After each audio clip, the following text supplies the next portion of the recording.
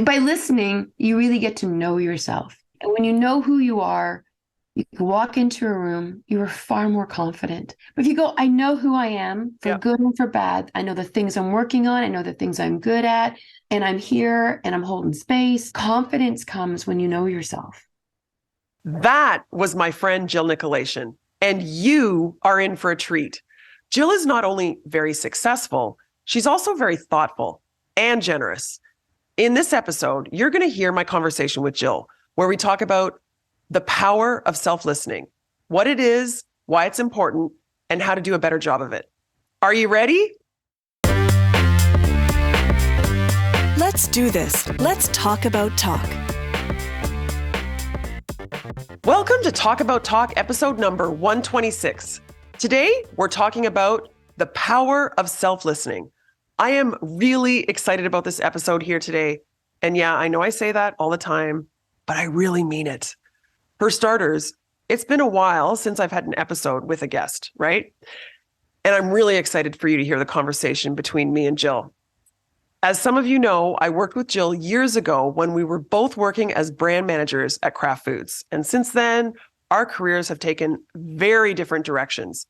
But recently, we reconnected and we've got a lot to talk about. This episode is also radically different from the previous 125 episodes, which were exclusively in audio. We're on YouTube, people. Sure, I released a few of the past episodes on YouTube, but there's no video to those episodes. So this is a whole new adventure for me. So if things sound a little different, well, it's because I'm thinking not just about the audio quality, but also suddenly now also about the video. Look at me. I'm leveraging my growth mindset, trying new things. Yes, I'm a bit nervous, but I'm keen to make this happen. Okay. In case we haven't met, let me introduce myself.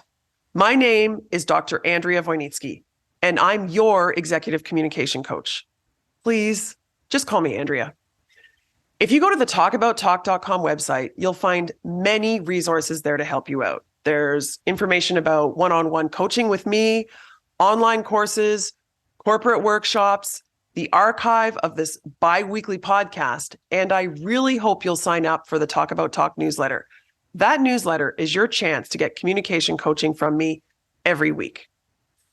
All right, here's how this episode is going to go. First, I'm going to introduce my friend, Jill Nykoliation, and then you'll hear and see, if you're on YouTube, my conversation with Jill. And then I'm going to wrap it up with 3 things. Yes, of course, it's 3 things, the power of 3. 3 things that you can start doing right now to leverage this power of listening to yourself. Sound good? Okay, if you're a longtime listener of Talk About Talk, you might know that I interviewed Jill exactly 2 years ago for Talk About Talk episode number 75 called Communicate Like a Boss. That was in the middle of the pandemic, and that episode is still one of the most popular episodes of all 125 episodes to date. So I really hope you'll give it a listen, and I'll leave a link to that episode in the show notes, and you can always find it on the talkabouttalk.com website. I have to tell you, Jill's made some amazing changes since then, dare I say, as a result of listening to herself. Here goes. Jill's bio. Jill was the co-founder and CEO of one of Canada's most awarded advertising and branding agencies, Juniper Park TBWA.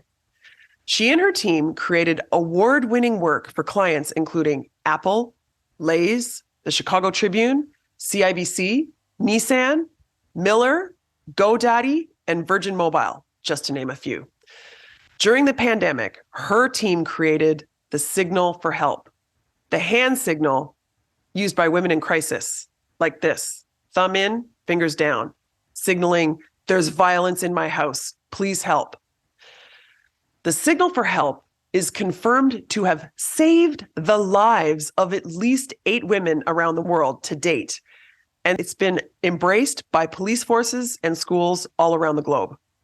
Side note, Jill told me once that this is one of her most prized accomplishments, the thing that she's most proud of. I'm really proud of her for doing that too. Amazing. Additionally, Jill's been recognized by WXN in 2021 as one of Canada's 3 most powerful CEOs. She was named to Ad Age's list of US women to watch, and she also won awards from the Globe and Mail. Jill and her team have won every major award across the globe for both creativity and business impact. Most recently, Jill and her team were awarded the coveted Glass Gold Lion at the Cannes Festival and the Global Oscars of Advertising held in France each year. Jill's leadership approach has been written about in Fast Company and Harvard Business School, just to name a few places. After 30 years, yes, 30 years of creating disrupting brand campaigns, Jill recently decided to close that chapter. She's now leaning into her gifts for helping people grow as a life coach. She will be a guest facilitator next year in 2024 at the Modern Elder Academy in Baja, Mexico, the world's first midlife wisdom school. You go, girl. Wow. All right, here's Jill. Thank you so much, Jill, for joining us here today on the Talk About Talk podcast to talk about self-listening. Oh, it's a pleasure to be back. Thanks for having me.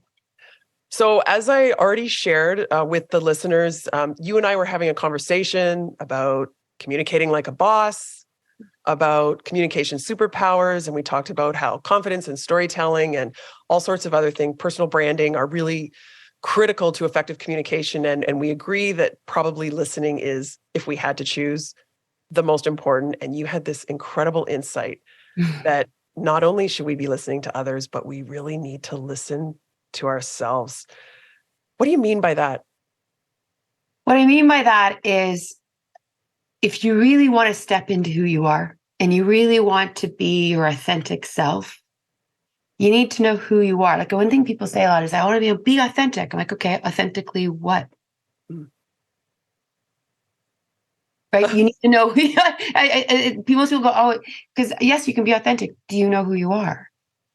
Right. Well, that's personal branding. That's personal branding. And it's inner knowing. And not who you think you need to be for that moment, but do you know who you are? And therefore, which lenses of yourself you bring to different situations? Because you might bring your whole self. You might bring, I'm going to bring the business side of me here. I'm going to bring, it might be different to how you parent. But most people have not done, and this is like a journey I've been on too, is just, who are you? So you can show up as your authentic self. So that's what I mean by that. And to know who you are, you have to go inward and go, who am I? And who am I now? Not who was I before, but who am I now? Because we change and we evolve. And that's, you talk about a growth mindset. The growth mindset is always like, who am I now? Because we're not fixed. We definitely are not fixed. Jill, this conversation is already going in directions that I did not foresee.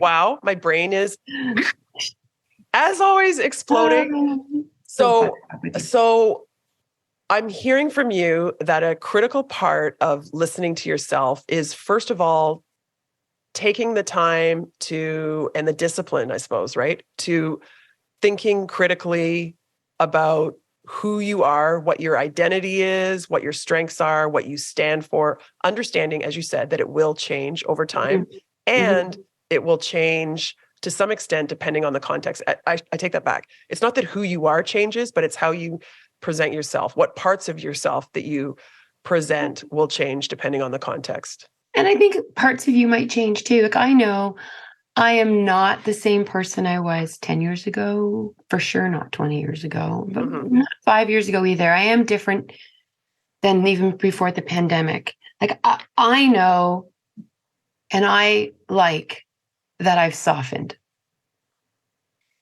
And I'm aware of that. And I think, because I really, like you, I love growth. I like personal growth. And what that means, in order to grow, I do think you need to soften. I think when you have armor on and you're tough, I think it's harder to grow. I think growth happens when you soften and you look. And I think, you said it, takes curiosity. It also takes courage. It takes a lot of courage to look at yourself, because there might be stuff in there you're not ready to see or face.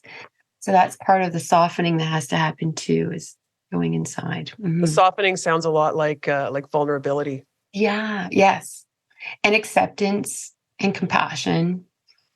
And sometimes a kick in the pants and right. All the things. So all these things that you're mentioning are things that also you and I spoke about in terms of communicating with others, right? So, Yes. so being vulnerable with others and giving people a kick in the pants when they need it, or you talked about, for example, giving space to people to encourage them to talk. And now it kind of what I'm hearing is giving space to yourself to think about yourself or to be quiet and softer with yourself. So, so before we deep dive into self-listening, what do you think, I guess in a very general level, some of the similarities and differences are between listening to yourself versus listening to others?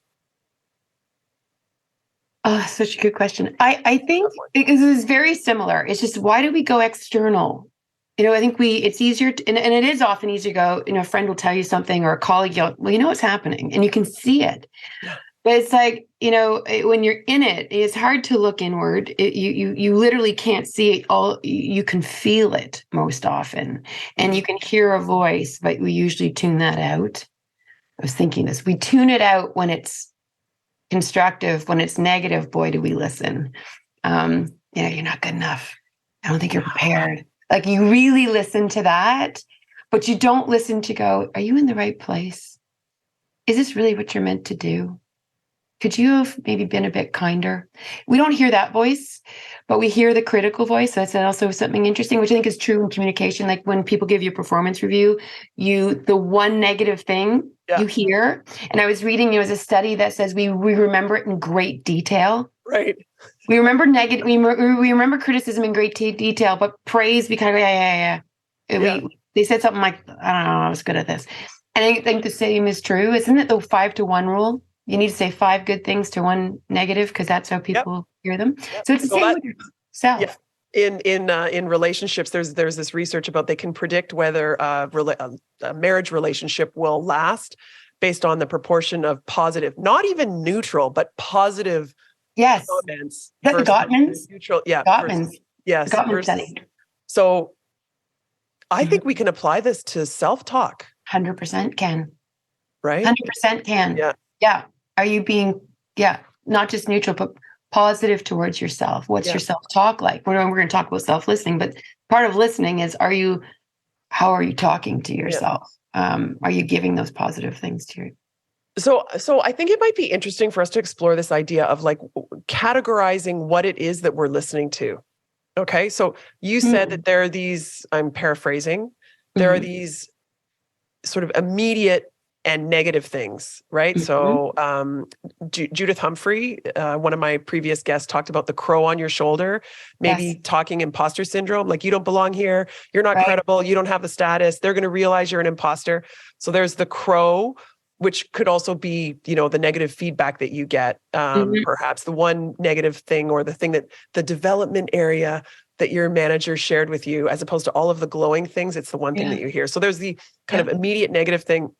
And then you also talked about the bigger picture, longer term, more higher level mindset things like, are you in the right place? Are you doing what you need to do? So that can be positive or negative, I think.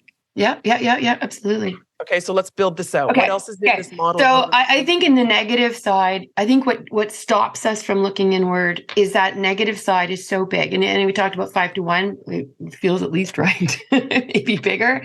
But you think about with feelings of inadequacy, I'm not enough, insecurity, like lacking of confidence. And I think also scarcity mindset. Oh my God, there's not enough to go around. I have to get my fair share. I've got to get this promotion right now. So I think inadequacy, insecurity, and scarcity are very loud voices in our minds, in our heads that get us tripping over ourselves or going down the wrong path or not showing up as our best self because we're so distracted by this self-talk that you go like, who put this narrative of, I think we talked about this last time, the not enoughness is such a universal, like, am I even good enough for this job? Am I good enough for this? Or am I enough? But then the lack of confidence, like, I think I am, but I don't know. Like, how many people walk into a boardroom and don't take the center seat? Right. Most people don't. They sit, well, I'm not going to sit there. I'm going to sit there. Right. I want to take that seat. And Yeah, like shows up in many forms. And then I think scarcity mindset is also a big one. I was been looking for it and was thinking about it as I was coaching somebody, and I was like, and seeing it everywhere, I go, oh yeah, like, do you believe the world is abundant or do you believe things are scarce? Right. I very much have an abundant mindset. I think there's enough to go around of everything. I have to tell you, as you're talking about the abundance and scarcity mindset, Jill, the thing that is really top of mind for me these days is, in some ways, I am very much about an abundance and growing the pie. And some of my indirect competitors I've reached out to and asked them about collaborating. And honestly, they're shocked at first. And then they say, Andrea, you have an abundance mindset. And I'm like, I kind of don't understand how you could feel otherwise, but that's, I mean, so there's that whole kind of collaborating with potential, and, to generalize that, it could be walking into the boardroom and being, counting the minutes, even implicitly, if not directly, of airtime that certain people are taking, right? So that's really kind of a scarcity mindset. Scarcity mindset. Exactly. Or not being happy for someone else's promotion, and because we're always listening. And that's why I go back to feelings, is how do you feel?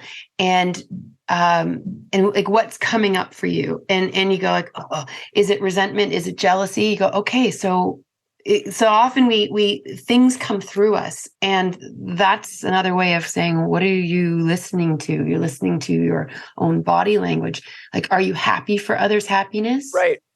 Or are you jealous of it? Right. Or even worse, Schadenfreude, where you take pleasure in other people's misfortune. Like, right? Like yuck, but it's out there. But I just had an experience. I went surfing. I was taking this class. We went surfing at 7 a.m, and it struck me, most people didn't get up. I got up like 5 out of 7 times. My first time, I was like, oh my God, I'm surfing at 52. I'm learning how to do this. And my classmates were like, Jill, you're up. Oh my gosh. And afterwards, like, you were wrong. And I was thinking, and I actually said to them, all of you are so happy for my happiness. And I am aware, because I've learned to create some distance. I'm observing how in awe I am at how generous all of you are in taking pleasure in my happiness, because most of them didn't get up. And so for me in that moment, because it felt so like, this is so rare, I realized it's called Freudenfreude, is so rare. So, and I remember thinking, oh yeah, that's not very common. Most people aren't that happy for other people's happiness. I wonder why that is. Did you ask yourself whether you would have had the same response genuinely? Yeah, I actually am really happy for other people's happiness, because I think that's how you get an abundant mindset, is you go, I can be happy for you because it didn't come from my bucket. Right. Exactly. So why not be happy? And then by putting out there the sense that, no, like, I'm going to get my share too. Like, just because you are winning doesn't mean I'm losing. By that mindset, it creates a self-belief that, because I am going to win too. If I was worried that was the only one, then that would be sad. But I know I actually do practice that, because I do believe that, and again, we'll get into this later, but the vibration that we put out, if I am happy for you because I think there's enough to go around, then I'm attracting, there's enough to go around. Exactly. Oh, I 1,000% agree with that, Jill. And so I do want to go back to sort of categorizing. Oh yeah, sorry. But I want to, I guess, put a bow on this idea of scarcity mindset. And you very eloquently talked about like winning and losing. And it's not that if you win, I lose, or vice versa. Right. I think there's real power, and I know you agree with this, that when we are sensitive to our scarcity or abundance mindset, there's real power in that, and the energy that you put it into celebrating others, even if you are selfish, like you'll see that it does come back to you, right? And the other thing I want to say is that if you really do, maybe we can take this idea of a scarcity mindset and put it back on ourselves, and it's not scarcity in the context of versus others, but it is versus time. And this is getting a little bit philosophical, right? But the time that we have on the planet, each of us as individuals, is every day it's diminishing, right? So if you feel like there's anything to be concerned about in terms of scarcity, it's your own time. So turn your attention away from competing in the win-lose scenario versus others, and shift your attention more to like, how can I best myself? And then that brings us to what I was talking about before, your comment about the higher level things, like, am I doing the right thing? Am I being kind? Am I all this other stuff? So we have this immediate negativity perhaps that we're focused on. We have the higher level mindset, the whole identity, how I show up in the world. What else are we listening to, do you think? I think we're listening to others. I think we're listening to others' take on who we are. You should be doing this. You should be doing that. And then it shapes like, am I a good enough mom? Am I the best boss? Am I doing what's right? For the organization. But that's why I went back to the beginning of, but who are you? Because it's really easy to get swung around by listening to other people's things if you don't know who you are. So, for example, Brené Brown has a really great exercise she does before every workshop. She has this list of values, and you may have seen it. And I did it with my personal board of directors. I said, we should all do this. And it was fascinating. So you can only pick 2. She goes, first, you're going to pick 10, and then you're going to whittle it to 2. What are the 2 values that drive you? Yep. And so we picked ours. And what I realized is this, each of us like, oh my God, your values are completely different than mine. So my girlfriend had just adventure. I'm like, oh my gosh, you do always choose the adventurous route. I hadn't thought of it. That's not mine. That's not mine. So once you know yourself, for anyone listening, you want to know it. Mine is learning. I was like, learning/growth. I love to learn. So I will walk in, I'm going to do it. I won't be great at it, but I'm going to learn something. I love it. My second one was more new for me. It's wholeheartedness. I think I got that through the pandemic. I don't want to come in as a version or a piece of myself. I want to be my whole self now, and my hearted self too. We talked last time about leading from the feminine. So that's a big one for me that I'm stepping into, but that isn't anyone else's. So then I'm like, because I know that when someone gives me, you know what you should do, Jill? Or you know what? No, Jill, like I was expected more from you. I'm like, oh, that's not how I'm wired. That's not my authentic self. Going back to, so then I can actually be more selective on what I'm hearing. And then I can go, well, that's interesting advice. I know it's not actually for me, because people, even well-intentioned, give you advice through their lens and their values. I was going to say, when they say, I was expecting this from you, in your head, at least, if not explicitly and directly, you would say, well, that's you imposing your identity on me or your values or whatever it is, right? Correct. So, yeah, I agree. So I think it's really important, and that's a great tool. And she said, she has a podcast on it, but she talked about, she starts all her workshops because that way know what your compass is. Yep. Before you start listening to others. With my clients, whether it's workshops or one-on-one coaching, we go through an exercise that's very similar. It's archetypes. So I present 12 different archetypes. And so your learning archetype, I would say, is the sage. Yes. It's devouring information and also sharing information. I think that's obviously a strength and passion of yours, right? And then the other one, what was the term that you used for it? It was the values? Oh no, wholeheartedness. Wholeheartedness. So the archetype that connects with that is the lover archetype, but I call it, because I'm coaching professionals, right? Nobody would self-identify as the lover until I changed the term to impassioned. And literally yesterday, I like that. Yeah, I was coaching a gentleman, and he's like, oh, and we read the description together. It's like, you're all in on life, on your friends, you're inclusive, you're devoted, and it's all in, this idea of being all in. All in. I love that. On things. And so I'm diagnosing you, Jill, as I like it. An impassioned sage. I love it. And I would agree. What are yours? I am magician and sage. So for those of you that are watching on the video, here's my bookshelf behind me, and I have many more books elsewhere in my house, right? So I've always got my books, and I can't wait to read, just like you, Jill. Like it's one of my favorite things to do. But my other archetype that I really resonate with is the magician. So So taking my clients on a spiritual journey and helping impact their life in a positive way is like my happiest thing in the world, really. Yeah. Yeah. That's excellent. And again, going back to like, and once you know that about yourself, then what you listen to, or even yourself that you listen to, you can narrow the field. You can edit. Like a big part of growing is editing. Yeah. We can accumulate knowledge, but you got to edit it. Which knowledge is from me? Which advice is from me? Yeah. I would say you're interpreting, right? So you have noise all around you, and you can choose to, avoid it or argue with it, right? Or you can internalize it, or you can learn from it, or whatever. So I think really understanding your personal identity and values is, otherwise you're going to get swung around. Yeah. Like there's just too much wisdom out there, or advice, well-intentioned advice.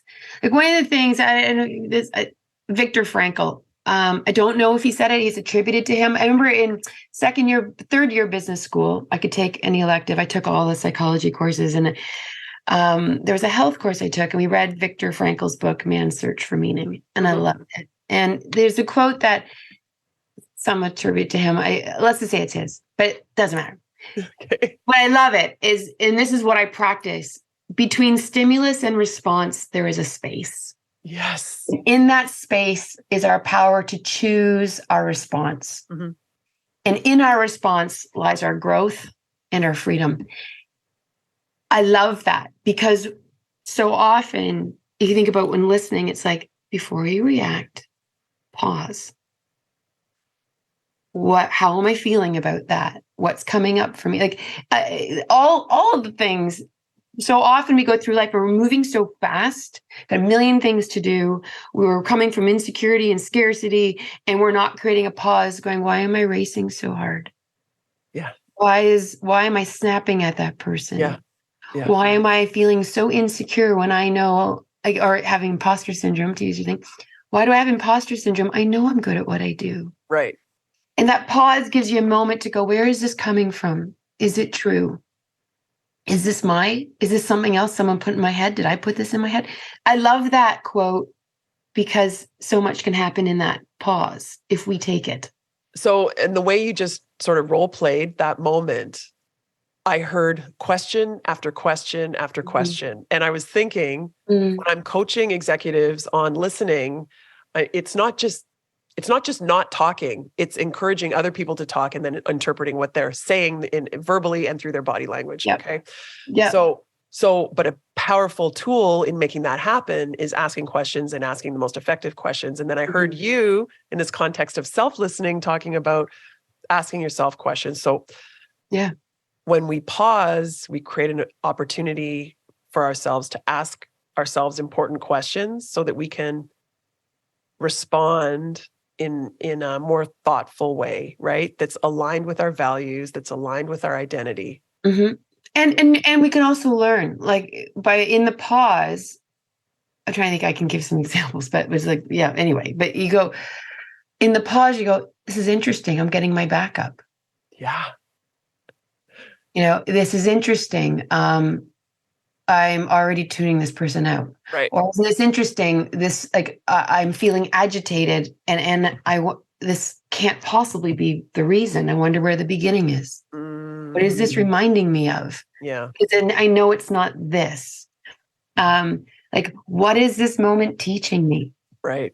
Right. And so that's where go put the growth mindset on the pause. If you ask yourself a compassionate inquiry, get really compassionate with yourself, going, my goodness, I am not at my best in this moment. I love that. Right? I love that. I can imagine Jill's thought bubble, like, woo, you could do better, honey. Right? I can do better. And I say that sometimes to my partner. I'm like, okay, it's not coming out as I want. So I'm acknowledging that this is attached to something else. I wonder what it is. I say that, or even to my daughter too. We talk that way. It's like, that's awesome. Really that is awesome. That is awesome. So this, people, when they talk about and think about communication, it's about with other people. And usually it is about talking. And here we are saying, it's actually about listening, and it's as much about listening to yourself. And I did a recent episode on self-awareness, which is very closely linked to what we're talking about, right? Yes, I listened. Mhm. I keep thinking about the three types of, you could think of it as two types of self-awareness. There's the being conscious of your consciousness, so internal Mhm. self-awareness, and then there's external. So what impact are you having on others, and what's the dynamic? But I really prefer perhaps not surprisingly, the model that has three types of self-awareness. There's your being conscious of your consciousness. There's bodily self-awareness. So you just said I was thinking about this when you said you got your back up. It's like you physically and metaphorically got your back up, right? So there's bodily self-awareness, and there's kind of the social self-awareness. So being aware of the impact in the social dynamic. Yeah. This is a big question, Jill, but can you elaborate on what you think the benefits are of thinking about these types of self-awareness and really listening to yourself? So if you are a good listener to yourself, what are the benefits of it? Which I guess we've kind of implied throughout this conversation. Yeah. And then specifically, what if you don't do it? Oh, interesting. Yeah. I'm going to go with the do first. Okay. So the do, I would say, like, when I take time to listen to myself, which I don't always do, but I really try to practice. When I do, there's a peace that comes over me. There's a contentment that comes. There's a compassion for myself going, oh, that's what that was. When something comes up, when I listen and I go, yeah, I'm triggered, or I'm going too fast. Why am I going so fast? What is the rush? Or why am I snapping at that person? Why does this topic feel uncomfortable for me? Why can't I sit in this topic? Why can't I be here? I wonder what that's about. And when I get still and I go inside, I go, oh, it's that. It reminds me of that. And then to me, that gives me, I thought I had dealt with that. I haven't, maybe. And so there I go, okay, well, then the gift in that is I'm aware I need to go maybe put that to bed, or address that with that person if it's outstanding, or I have to go, where's my insecurity coming from? Like, it gives me, if I can get still with it and I look at it, and then if I can address it, it almost always gives me a sense of peace and going, okay. Because what happens is, in that moment, I grew. In that moment of understanding, like, or even just disassociating yourself for a second to say, like, almost become an observer of yourself, an observer of your thought. Yep. In psychology, they call it the looking glass self, right? Okay. So yeah, like that. So I just go, if you disassociate, if you just disconnect a little bit, then you can listen to yourself, and you're like, Jill, this is not who you are. Like, what are you doing? And then I go, oh, just the mere fact I can pause and look at myself means I'm growing. And if anyone who's listening to your podcast must be into growth, because this is the whole topic, right? Yep. Like, there's definitely a self-selection here, Jill. I'm constantly shocked at the incredible growth mindsets that people have, and then I'm like, oh, but they do. Of course they do. Of course they do, because you're all about getting. I mean, I have so many of your pockets. So like, oh, that's going to help me be better at introducing myself. It's going to be better at whatever, all the things. So that's why I go, just the mere fact of me going, I wonder what that's about, means I'm growing because I noticed it. And then the second stage of growth is, then let's go take a little bit of a look at it. And sometimes you can look at it fully, and sometimes you need some tools, and sometimes it's a little too ouchy, and sometimes you're going to need some practice. Like, I'm going to repeat this thing I do a little bit until I get better at it. Like my daughter, for example, she's like, you're always trying to fix it. And I'm like, oh my gosh, I am always trying to fix it with her, because I'm in a hurry. And why am I such in a hurry? Like, she's 19. Well, it's this abundance thing that I was just saying. Like, time, you want to get it done. Yeah. Time. Yeah. And so part of me is like, so one of the things I practiced with her, because she said, Mom, you're doing it again. I'm like, okay. So with her, I really practice trying to listen, but then I'm listening to myself going, You're trying to answer. You're trying to give her advice. She didn't ask for advice, Jill. Why are you giving her advice? Why do you not trust her? Do you think you're all knowing? Is it like you got somewhere else to be that's more important than listening to your daughter? Like, so that's the talk I'm doing in my head. As I'm trying to listen to her, I'm also listening to myself. Go like, what are you? Why are you, for example, why are you in such a rush?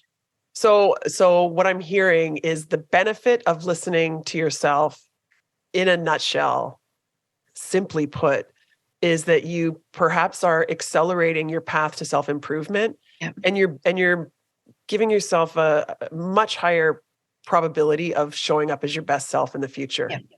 Yes. By listening, you really get to know yourself. And when you know who you are, you can walk into a room, you are far more confident.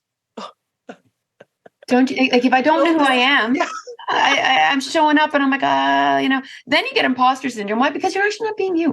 But if you go, I know who I am for good and for bad. I know the things I'm working on. I know the things I'm good at. And I'm here and I'm holding space and I'm doing. Confidence comes when you know yourself. Oh, you will be quoted on that, my friend. Okay. So what happens when you don't? I think when you don't, I think you just, I think you run yourself into a tizzy. I think when you don't know yourself and you're trying on all these different hats, I think I think you get flustered. I think you get exhausted. You're carrying around a bag of hats. Like literally, I think like if you think about energy is finite, right? If you are running around trying to be all things to all people, or you're trying different, right? It's exhausting. Yeah. But you go, no, I know who I am. I've got my two hats, my learning hat and my wholehearted hat. And that's how I bring myself to meetings. Yeah. And because I know how to listen to myself, I'm better apt to listen to you. The whole thing calms down. I find the whole thing calms down. Like I one thing I try and do is where's inflammation in the system and can we deflame things? Yeah. When we're not listening, we're listening to answer, or even for ourselves, or we're judging ourselves. That's another thing. I think we don't listen to ourselves because sometimes it's judgy. But can we be non-binary? Can we just say it's not good or bad, it just is? Right. Yes, right? And yep. Exactly. So that is there a way to take judgment off of ourselves and listen with compassion? Yeah. Is another way. So I want to leave the listeners with a list of ways that maybe you and I can brainstorm about how people can start listening to themselves better. And I'm going to tee off this list here with asking yourself questions, either, quietly in your mind, either in the moment or maybe later. And then the other one that comes to mind, it's sort of an obvious one, I think, is journaling. Yeah. So I think you told me that you do journal. I do journal. I free journal. So when I journal, I don't think. I purposely just let it come out. What's really going on? What the hell was that? Why am I like? I listeners are right. That what the hell was that? So, Jill, when you listen to this later, you're going to realize you ask yourself questions all the time. This is amazing. I do. I actually hadn't even thought of it, but I do. I ask like, what's coming up for me? Like, what is it that I feel? Yeah. When did I first know this? Because my coach says to me, like, I go, this thing's happening. He goes, and when did you first know this, Jill? I'm like, 3 months ago. He goes, yeah, you're not listening to yourself. You already knew, right? It's a good question. When did you first know? What part of this do I own? One thing I love when I listen to myself is, what is this teaching me? There's one thing I write in my journal a lot, or I say a lot to myself, a little mantra I have to myself is, thank you. That's not a question. No, it's not. But the question that precedes thank you is, what is this teaching me? Right. What is the gift in this moment? I just maybe got smacked down hard on something, or I really made a blunder. What is this teaching me? Right. What part of it do I own? What's the gift in this that I can take forward? It came wrapped in a really crappy package, but it's a gift. And then I wrap it up. Thank you. Yeah. Thank you for that. And that's how I kind of seal it into a growth opportunity. to say it that way. But so journaling, finding time to get quiet. One of the things I love podcasts. I love yours. I love podcasts. I love books. But when I'm in the car, unless it's a long ride, yep, it's quiet. It's quiet. I need it. And that's, BJ Fogg talks about attaching things, you listen to him, to habits. It just becomes, when I drive, that's my quiet time. Yep. I'm just thinking. I'm just letting the back of my brain process, because in the stillness is where we can sort out our thoughts. Like, when you're always taking in stimulus, when are you going to listen to which of these things are right for me? Right. What really happened? Self-reflection happens in the quiet. Yeah. Yeah. Our brain is non-consciously processing solutions, questions, interpreting, shoulda, woulda, coulda, but also on the positive side, right? Kind of. Yeah. I remember sitting on the couch of Professor Jerry Zaltman, one of my favorite professors on the planet at Harvard Business School. And he would ask me questions and I'd be like, I think I need to think about it. And he said, you know what? Don't consciously think about it. Your brain has the question, and now go off and we'll meet tomorrow. And so he's all about like, don't even worry about conscious. So, but I think that sort of informs another methodology that we have for being a better listener to ourselves. We can sit and journal, and whether it's free writing, like you said, or whether you're asking yourself questions in a disciplined way and then forcing yourself to answer them. And then there's doing that in your conscious and non-conscious brain, right? Yes, you're conscious and you're not. Yes, because oftentimes, when I'm doing something else, is what I think Dr. Zaltman said to you, I agree, he's so smart. I love his book about deep metaphors, so good. Yeah. You and I have similar bookshelves. Yeah. When you go and do something else, and usually for me it's calmness, I'm walking in the woods, I'm taking a bath, the answers come.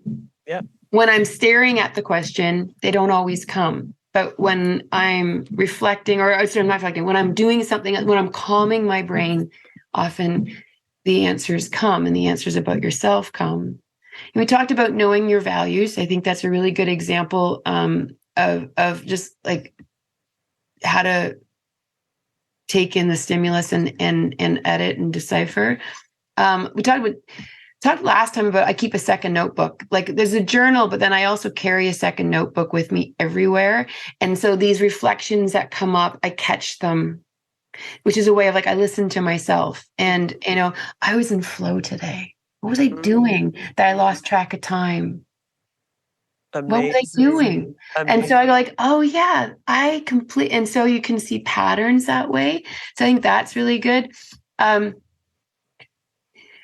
about being slow. I think the idea of moving energy out helps too, because we live such stressful lives. Mm-hmm. And so one of the things I started doing, it was a book by, it's called Burnout. It was by two sisters. One's a doctor. I can't remember. It'll come to me. Yeah. But it's called Burnout. And they talked about stress can last a length of period. But if you think about, and it can block us, and stress can shut us down, and we contract, right? We contract. But if you want to be expansive, you've got to get that stuff out of you. And so understanding what are you feeling, and then moving it out. And what they talk about is move it out every single day. Even though the stressor might be multiple days long, move it out. So they go, you can walk, like literally move it out, walk it out, dance it out, create it out, cry it out. So that's what I talked to my daughter about, is make sure, there's like 7 of them, I think, in the book. Let's do 2 each day to make sure so we don't have blockages for listening to ourselves, So this idea, again, when we get blocked with stress or this busyness, or this treadmill, do something that takes it away for a bit, because then you can't really hear yourself if you got all this stuff shouting at you. Yeah, I love that. It's like, yes, it's almost like it's like a perhaps physical, but it's tangible catalyst to get rid of the stress, right? Yeah. And I make sure I'm conscious about it. Cause I have a room, I go dance it out sometimes. I'm like, I've got to go put some of this stuff away. I said, Olivia and her boyfriend, I'm like, I'm going to go dance for half an hour. They're like, okay. Just Close the door, Mom. Exactly. And I'm like, I'm just dancing it out. Or when I'm walking my dog, I go, no, I'm consciously letting go of some things to make room for myself to hear. Yeah. Well, you're being very mindful. You're being mindful about how you're spending your time. Yeah. Yep. So I think that's a big one. I think finding stillness, like just the idea of can you sit with yourself? Yep. Many of us can't. Because if you can't sit with yourself, then something uncomfortable comes. How can you sit with that? Yeah, that's true. I think if right. Put another way, I think when we're avoiding sitting quietly with ourselves, what we're doing is we are consciously or non-consciously avoiding something that we're avoiding something uncomfortable. Busyness is avoidance. Yeah. We get curious with ourselves. Oh, like the maestro Ben Zander, Boston Harmonic Orchestra. Will I say that right? And the kids one, he also teaches the kids orchestra. And Boston he says, Harmonic. Yeah. Yes, Boston. Thank you. Yeah, thank you. And when he says, when he's teaching people, he goes like, instead of, because he talks about this, when we get hard on ourselves, we contract, like kids will make a mistake and they shrink. Versus he says to say things like, how fascinating. Yeah, I read that. He's it's so great. So I talked to my staff about that. How fascinating. We screwed that up. How fascinating. We're better than that, but yet we did it wrong. That reminds me of Sarah Blakely, the Spanx billionaire, right? And she talks about her father. She thanks her father. I've seen her on video and heard her and read her. And she talks about thanking her father for framing mistakes or failures as learning and celebrating them. Yes. Yes. And so he says this, and I try and use whatever phrase you want, but instead of going, back to insecurity, I'm an idiot. It's like, how fascinating. Yeah. I don't know how to do this. Yeah. How fascinating. I thought I knew how to do this and I don't. Yeah. I love that. I love that. So Jill, I think we've created a list here of many, I think I'm feeling inspired ways of really making it easier for ourselves to listen to what's going on in our head, to in a disciplined way, thinking about our identity and our values, and then pausing, right? And thinking about our reaction to things, and even our interpretation of things. So the kind of self-talk, and noticing things physically and of course mentally in terms of our responses.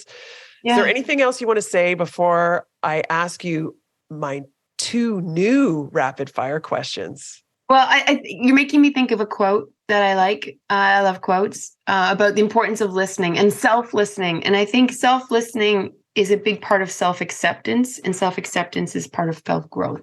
And there's a great quote that I love. It's by David Augsburger, I think is how you pronounce his name. It's the senior professor of pastoral care at the School of Theology. And the way he says this is, being heard is so close to being loved that for the average person, they're almost indistinguishable. And so if you think about learning to listen to yourself and hearing your inner thoughts, I'm scared. I'm proud, but I don't want to brag. Like, you can go either way. Right. Hearing yourself is practicing self-love. Right. I was going to say, hearing yourself is loving yourself. Exactly. And loving yourself is an incredibly important part of growth. If you don't love yourself, if you aren't fascinated with yourself, if you aren't forgiving of yourself, how do you grow? You can't. And then as a mom, as a dad, as a leader, how do you show up? If you aren't self-accepting and self-fascinated, how are you going to model that for the people who you have the grace of being in your sphere? So I like that. You made me think of that quote, which I love. Wow.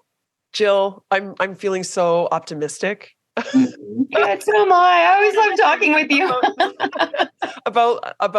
about life. Not just communicating as an executive, but about life. So, okay, let me quickly ask you two new rapid fire questions. Are you ready? Okay, I'm ready. Okay, question number one. Ready. I know you're going to nail this one. It's going to be tough to keep you to 3, but can you recommend 3 books to talk about talk listeners? Yep, I can. Okay, so I would say, just give me a second because I'm gonna actually have them here because you have a bookshelf. I have a bookshelf. Can't see it. This one, Maybe It's You. It's such a great title. That's hilarious. Maybe it's not everybody else. Maybe you should look inward. It's by Lauren Zander. She's a coach, and she's like that New York kind of talk coach. So it's a fun read, but it's really blunt. Like maybe it's you. Maybe you gotta look in the mirror. Maybe you gotta ask yourself some questions. I love that. Maybe it's not everyone else. Okay, I haven't read that. I definitely will. Next. It's good. Next one, I'd say this one I love. Brené Brown. All of her work is good, but this one, Atlas of the Heart. What are you thinking? And she delineates them, right? Like. Yep. Shame and yeah, you know the things. Yeah. I've read that one. It's a good one. Yep. Yeah, because compassion and pity are not the same thing.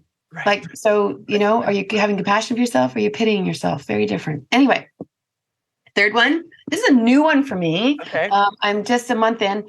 Daily Jam. Oh. It's just like you can see, but it's just like a little, once a day, little passage of perspective. Oh. So I gave this to my daughter and we read them together. Sometimes she's like, Mom, I go, what does this say today? Because I'm going to chew on that, Mom. And so this is a self-reflection.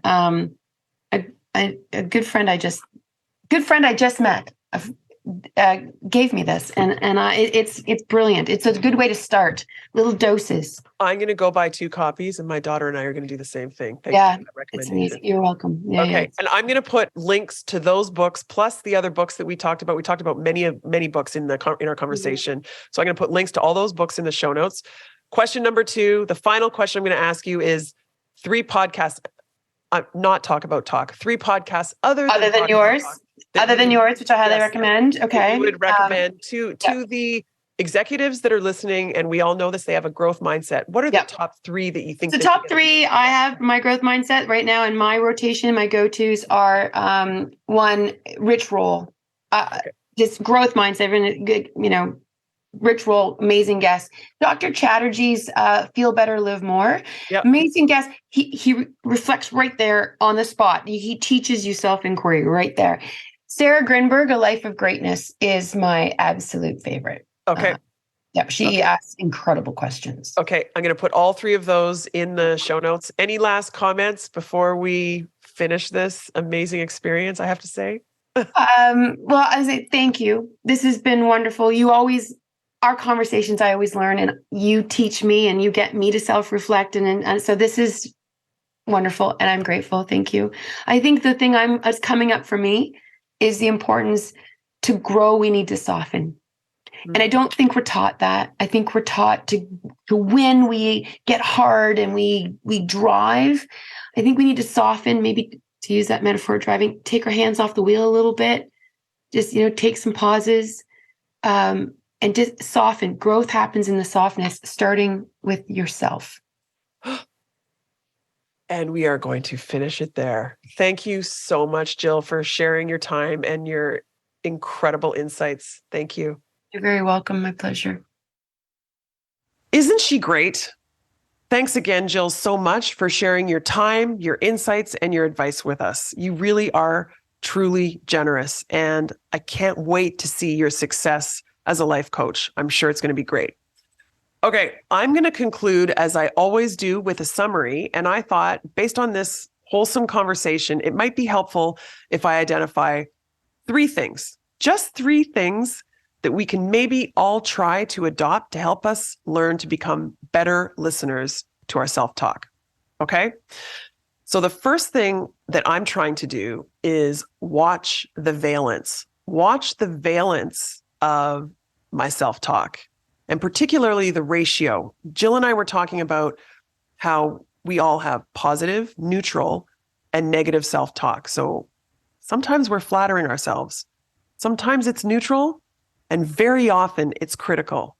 The point here is to think about what proportion of that self-talk in your head is positive, neutral, or negative, and really try to boost the positive conversation. So Jill and I briefly mentioned the Gottman ratio.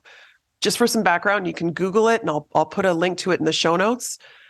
Dr. John Gottman and his wife, Julia, are the founders of the Gottman Institute. And as psychologists, they've been studying relationships and divorce rates and all sorts of things for decades.